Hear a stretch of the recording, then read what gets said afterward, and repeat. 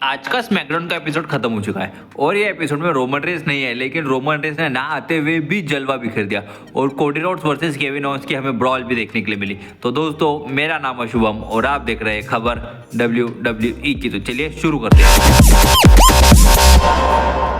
तो भाई शो की शुरुआत ही हमें पॉल हेमन से देखने के लिए मिली और पॉल हेमन ने रिंग में आते ही सबसे पहले रोमन रेंस को एकमात्र ट्राइबल चीफ बताया और उसके बाद उन्होंने बताया कि अब रोमन रेंस आगे WWE में क्या करेंगे। उससे पहले मैं कोडी रोड्स को इन्वाइट करना चाहूँगा, मैं नहीं यानी पॉल हेमन कोडी रोड्स को इन्वाइट करना चाहिए, उन्होंने ऐसा कहा और भाई कोडी रोड्स रिंग में आ गए और पॉल हेमन ने कोडी रोड्स के साथ हैंडशेक किया और उन्होंने बताया कि भाई तूने रोमन रेंस की इज्जत पाई है, ये बहुत कम लोगों ने किया है, तू उन लोगों में से एक है। लेकिन अब रोमन रेंस एकमात्र ट्राइबल चीफ है कि एकलौता ट्राइबल चीफ है, तो उसको उसका टाइटल वापस चाहिए। जैसे मैंने आपको पहले की वीडियो में कहा था कि रोमन रेंस कोडी रोड्स के सामने आ सकते, रोमन रेंस ने है, लेकिन पॉल हेमन ने वो काम किया और अपना टाइटल मांगा और उन्होंने पॉल हेमन ने ऐलान भी कर दिया कि रोमन रेंस अब वहाँ रॉयल नंबर मैच में उतरेंगे और पॉसिबली रॉयल नंबर मैच जीत भी सकते हैं। ये सब सुनने के बाद केविन ओवेंस आ गए और केविन ओवेंस ने उनका मजाक उड़ाना शुरू किया। केविन ओवेंस ने कहा कि भाई तू रॉक ने तेरे साथ क्या किया वो भूल गया, तू रॉक की गांड की पप्पे ले रहा है, यानी किसिंग द रॉक, ऐसा भी केविन ओवेंस ने कहा। और ये सब सुन के कोडी रोड्स अटैक करने चले गए केविन ओवेंस पे और यहाँ पे पॉल हेमन रिंग में अकेले बच गए और पॉल हेमन के सामने आ गई द न्यू ब्लड लाइन और पॉल हेमन को बचाने के लिए फिर जिमी ऊसो आए। जिमी ऊसो ने आके अकेले ने हैंडल कर लिया भाई दोनों ब्लड लाइन के मेंबर को। कुछ वक्त तो जिमी ऊसो ने खुद ने भाई डोमिनेट किया, लेकिन उसके बाद जब जेकब फाटू ने रिटर्न किया तो भाई क्या कर सकते, फिर चेयर शॉट्स पड़े। जिमी ऊसो देखा जाए तो वैसे खुद ही वो चेयर लेके आए थे, लेकिन चेयर शॉट्स पड़े और उन्होंने गले में, जेकब फाटू ने जिमी ऊसो के गले में चेयर फंसाए और अटैक करने जाने ही वाले थे, तभी कोडी रोड्स वापस आ गए और कोडी रोड्स ने अटैक कर दिया जेकब फाटू और टामा टोंगा के ऊपर और उनको मार के वहाँ से भगाए और इन दोनों सुपरस्टार ने स्टैंड होल्ड किया। और फिर हमें फ्यूचर में क्या आगे शो पे भी कुछ देखने को मिला, तो फिर हमें नेक्स्ट मैच देखने के लिए मिलता है मी यिम वर्सेस कौन, तो चेल्सी ग्रीन के बीच में और ये मैच था for the women's United State championship के लिए। और भाई मेरा ये सिर्फ मैच से एक ही शिकायत है कि चेल्सी ग्रीन को कोई अब अच्छा अपोनेंट दो, कोई बड़ा सुपरस्टार के सामने उनको उतारो।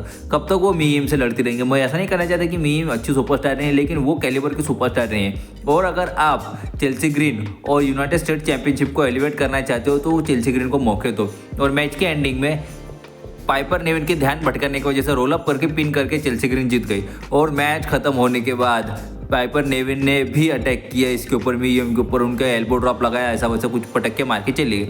फिर हमें देखने को मिलता है टैग टीम मैच, एक तरफ होते हैं प्रीटी डेडली और दूसरी तरफ होते हैं लॉस लूथारियन। और लॉस लूथारियन की तरफ से कौन होते हैं, तो एक तरफ होते हैं इलेक्ट्रो लोपेज और सैंटोस एस्कोबार उनकी तरफ से होते हैं। और जब ये दोनों सुपरस्टार होंगे तो इंटरफेरेंस तो हमें देखने के लिए मिलेगी और इंटरफेरेंस भाई देखने को मिली, लेकिन लॉस लूथर और प्रीटी डेडली ने काफ़ी अच्छा परफॉर्म किया क्योंकि पिछले कुछ दिनों से जिस तरह से प्रीटी डेडली को बुक किया जा रहा था उससे तो काफ़ी अच्छा ज़्यादा परफॉर्म किया।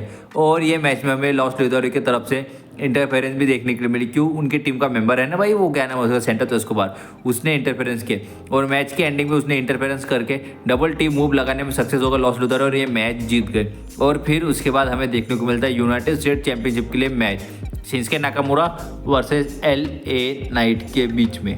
और भाई मैच उम्मीद से ज़्यादा अच्छा था, जिस तरह मैच चलो, जिस तरह से डोमिनेट किया भाई LA नाइट ने, बाप रे, मुझे तो यकीन नहीं हुआ शिंसके नाकामुरा का, भाई शिंसके नाकामुरा का डोमिनेट किया जा रहा है। लेकिन शिंसके नाकामुरा के जिस तरह के परफॉर्मेंस कर रहे हैं वो, जिस तरह के वो नीज लगा दी, जिस तरह के उनके एल्बो शॉट्स होते हैं, बाप रे बाप, जिस तरह के उनका हार्ड हिटिंग स्टाइल होता है शिंसके नाकामुरा का, वो मुझे काफ़ी ज़्यादा पसंद है। लेकिन LA नाइट ने भी जिस तरह से परफॉर्म किया और मैच के एंडिंग में मुझे तो ऐसा लगा कि जीत ही जाएंगे LA नाइट, लेकिन वैसा नहीं हुआ। क्यों? क्योंकि शिंसके नाकामुरा का टाइटल सेव करने के लिए कौन आएगा, जेकब फाटू और टामा टोंगा, उन्होंने LA नाइट के ऊपर अटैक किया।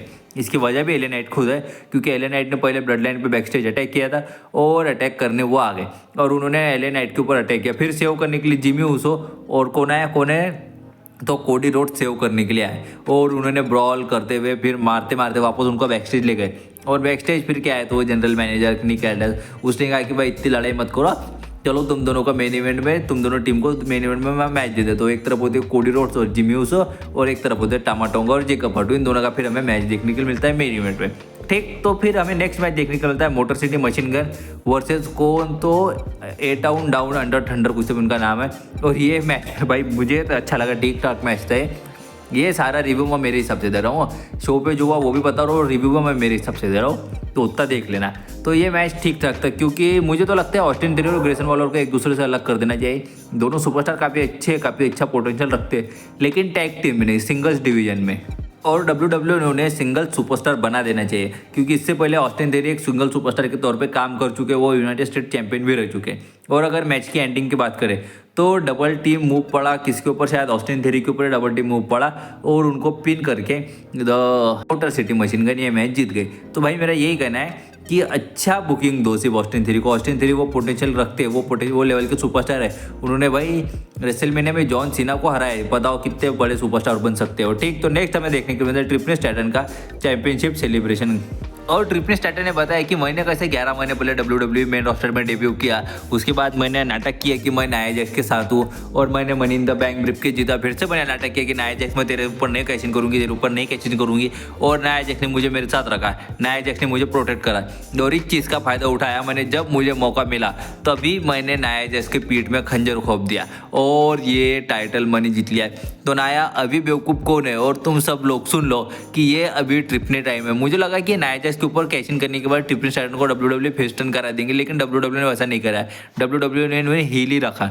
फिर उसके बाद आती है नाया जैक्स। नाया जैक्स कहती है कि चल ट्रिपल टाइटन तू ये है, गू है तू, गू। वो कहती है you are the piece of the shit, यानी तू गू है, मैं तुझे कभी भी मार सकती हूँ, एनी टाइम मार सकती हूँ। तो नाया जैक्स थोड़ी थोड़ी करके रिंग में आती है और कहती है कि चल तू अच्छे से मेरा टाइटल मुझको दे दे, नहीं तो यही पटक के मारूंगी, तेरे को जान से मारने के लिए मैं कभी नहीं छोड़ूंगी।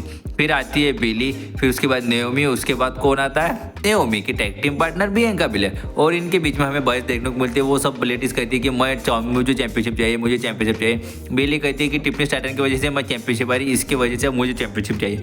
और फिर निक एल्डस आके कहती है कि ठीक है भाई, लड़ो मत, तुम सबको मैं अभी के अभी यहीं के यहीं फैटल 4 मैच में डालता हूँ। जो जीतेगा वो ट्रिपल टाइटन को अगले हफ्ते फेस करेगा। ऐसा अगले हफ्ते बताते नहीं, लेकिन फेस करेगा। फिर हमें देखने को मिलता है नाया जैक्स वर्सेस बेली वर्सेस नेओमी वर्सेस बियांका बिलेर का fatal 4 match for the number 1 contender triple Titan के वुमेन्स वर्ल्ड चैंपियनशिप के लिए। और ये मैच भाई चारों के चारों सुपरस्टार ने क्या परफॉर्मेंस की, खासकर नाया जैक्स को मारने की क्या कोशिश की, लेकिन नाया जैक्स की पावर क्या है कि कोई सुपरस्टार टिक ही नहीं पा रहा था। जिस तरह की पावर, जिस तरह की रेसलिंग लेके आती है नाया जैक्स, बाप रे पावरफुल रेसलिंग, वो देख के मुझे काफ़ी ज़्यादा अच्छा लग गया। और फिर जहाँ आती है बेली के बारे, बेली जिस तरह की टेक्निकल रेसलिंग करती है, नायोमी और बियांका बिलेर जिस तरह का उनका डबल टीम मूव्स थे, जिस तरह की बियांका बिलेर पावर लेके आती है। भाई बियांका बिलेर तो एनी टाइम नाया जैक्स को उठा के पिन करने की कोशिश कर रही थी, केवड़ी लगाने की कोशिश कर रही थी, लेकिन साला कोई ना कोई आके बीच में ही कर ही रहा था इंटरा।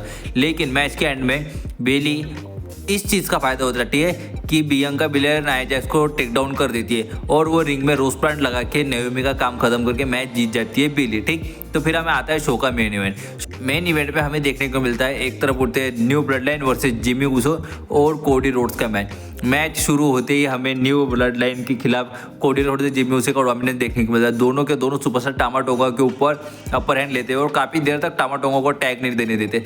लेकिन जब एक बार जेकब फाटू को टैग मिल जाता तो भाई जेकब फाटू का पटक के मारते जिमी ऊसो को, और सेम हालत जिमी ऊसो की करते और वो जिमी ऊसो को टैग नहीं लेने देते कोडी रोड्स को। लेकिन जब एक बार कोडी रोड्स को टैग मिलता है तो कोडी रोड्स काफ़ी ज़्यादा अच्छी टक्कर देते हैं टामाटोंगा और जेकब फाटू को। और अगर मैच के सीधे सीधे एंडिंग की तरफ बढ़े तो मैच के एंडिंग में केविन ओवेंस मैच में इंटरफेरेंस कर देते हैं और ये देख के कोडी रोड्स बैकस्टेज चले जाते हैं, उनसे लड़ने के लिए ब्रॉल करते हैं और फिर रिंग में बच जाते हैं जिमी ऊसो अकेले।